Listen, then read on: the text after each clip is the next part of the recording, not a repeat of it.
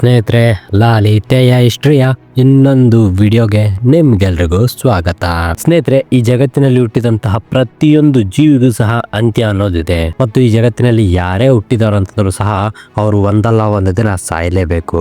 ಆದ್ರೆ ನಿಮ್ಗೆ ಗೊತ್ತಾ ಸ್ನೇಹಿತರೆ, ಈ ಇಡೀ ಜಗತ್ತಿನಲ್ಲಿ, ಈ ಇಡೀ ಸೃಷ್ಟಿಯಲ್ಲಿ ಹುಟ್ಟಿದಂತಹ ಎಲ್ಲಾ ಜೀವಿಗಳು ಸಹ ಮರಣ ಹೊಂದ್ತವೆ. ಆದ್ರೆ ಆ ಒಂದು ಜೀವಿ ಮಾತ್ರ ಎಂದಿಗೂ ಸಹ ಮರಣ ಹೊಂದೋದಿಲ್ಲ. ಆ ಜೀವಿ ಎಂದಿಗೂ ಸಹ ಅಮರವಾಗಿಯೇ ಇರುತ್ತೆ. ಹಾಗಿದ್ರೆ ಬನ್ನಿ, ಆ ಜೀವಿ ಯಾವುದು ಮತ್ತು ಆ ಜೀವಿ ಯಾವ ರೀತಿಯಾಗಿ ಅಮರವಾಗಿದೆ ಅನ್ನೋದನ್ನ ಈ ವಿಡಿಯೋದಲ್ಲಿ ತಿಳ್ಕೊಳ್ಳೋಣ. ವಿಡಿಯೋನ ಕೊನೆಯವರೆಗೂ ನೋಡಿ ಮತ್ತು ಇನ್ನು ಯಾರ್ಯಾರು ಚಾನೆಲ್ ಅನ್ನ ಸಬ್ಸ್ಕ್ರೈಬ್ ಆಗಿಲ್ವೋ ದಯವಿಟ್ಟು ಚಾನೆಲ್ ಅನ್ನ ಸಬ್ಸ್ಕ್ರೈಬ್ ಮಾಡ್ಕೊಳ್ಳಿ ಸ್ನೇಹಿತರೆ. ಹಾಗಿದ್ರೆ ಬನ್ನಿ ವಿಡಿಯೋನ ಶುರು ಮಾಡೋಣ. ಸ್ನೇಹಿತರೆ, ನೀವೇನು ಈಗ ಒಂದು ಜೀವಿಯನ್ನ ನೋಡಿದ್ರಲ್ಲ, ಅದೇ ಜೀವಿ ಈ ಇಡೀ ವಿಶ್ವದಲ್ಲಿ ಮತ್ತು ಈ ಇಡೀ ಜಗತ್ತಿನಲ್ಲಿ ಅಂತ್ಯವನ್ನ ಕಾಣದಂತಹ ಏಕೈಕ ಜೀವಿ. ಈ ಜೀವಿಯ ಹೆಸರು ಕ್ಯೂರಿಟಾಪ್ಸಿಸ್. ಇದನ್ನ ಸಾಮಾನ್ಯವಾಗಿ ನಾವುಗಳು ಜೆಲಿಫಿಶ್ ಅಂತೇಳಿ ಕರಿತೀವಿ.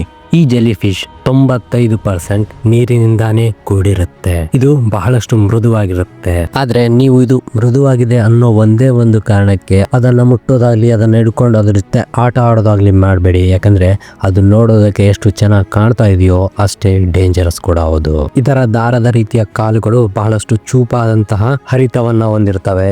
ಇವುಗಳು ನಿಮ್ಮ ಕೈಗಳನ್ನಾಗ್ಲಿ ಎಲ್ಲಾದ್ರೂ ಒಂದು ಕಡೆ ನಿಮ್ಗೆ ಚುಚ್ಚಿದ್ರೆ, ಈ ರೀತಿಯ ಜೆಲಿಫಿಶ್ಗಳು ಜಗತ್ತಿನಾದ್ಯಂತ ವಿವಿಧ ಭಾಗಗಳಲ್ಲಿ ವಿವಿಧ ರೂಪಗಳಲ್ಲಿದ್ದಾವೆ.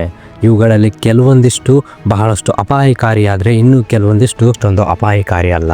ಈ ಜೆಲಿಫಿಶ್ಗಳು ಎಲ್ಲಾ ಜೀವಿಗಳಿಗಿಂತಲೂ ಸಹ ಬಹಳಷ್ಟು ವಿಭಿನ್ನವಾದಂತಹ ಜೀವಿಗಳು. ಬೇರೆ ಯಾವ್ದಾದ್ರೂ ಒಂದು ಜೀವಿಗೆ ತನ್ನ ದೇಹದ ಒಂದು ಅಂಗ ಕೆಲಸಕ್ಕೆ ಬರೋದಿಲ್ಲ ಮತ್ತು ಆ ಅಂಗಕ್ಕೆ ಪೆಟ್ಟಾಗಿದ್ರೆ ಆ ಒಂದು ಅಂಗದ ಕಾರಣದಿಂದಾಗಿ ಜೀವಿಯ ಜೀವವೂ ಸಹ ಹೋಗ್ಬೋದು ಮತ್ತು ಜೀವನವಿಡೀ ಆ ಜೀವಿ ಆ ಅಂಗವಿಲ್ಲದೆ ಬದುಕಬೇಕಾಗತ್ತೆ.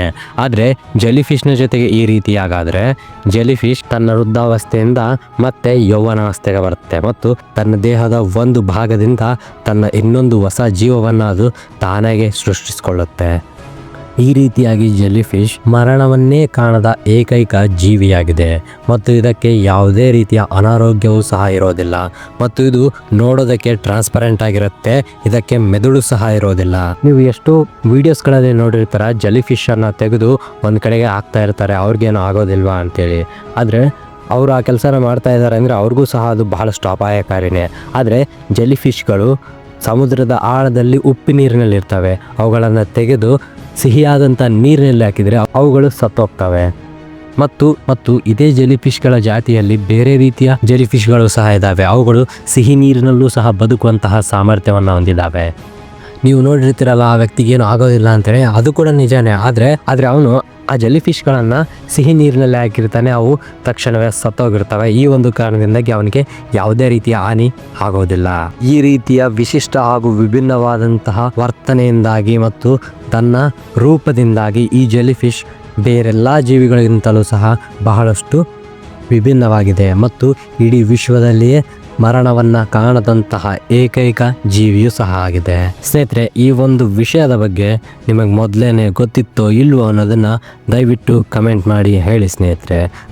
ಮತ್ತು ಇದೇ ರೀತಿಯ ಇನ್ನಷ್ಟು ವಿಡಿಯೋಗಳಿಗಾಗಿ ಚಾನಲನ್ನು ಸಬ್ಸ್ಕ್ರೈಬ್ ಮಾಡ್ಕೊಳ್ಳೋದನ್ನ ಮರಿಬೇಡಿ ಸ್ನೇಹಿತರೆ. ಧನ್ಯವಾದಗಳು ಸ್ನೇಹಿತರೆ. ಸಿಗೋಣ ಇನ್ನೊಂದು ವಿಡಿಯೋದಲ್ಲಿ. ಜೈ ಹಿಂದ್, ಜೈ ಕರ್ನಾಟಕ ಮಾತೆ.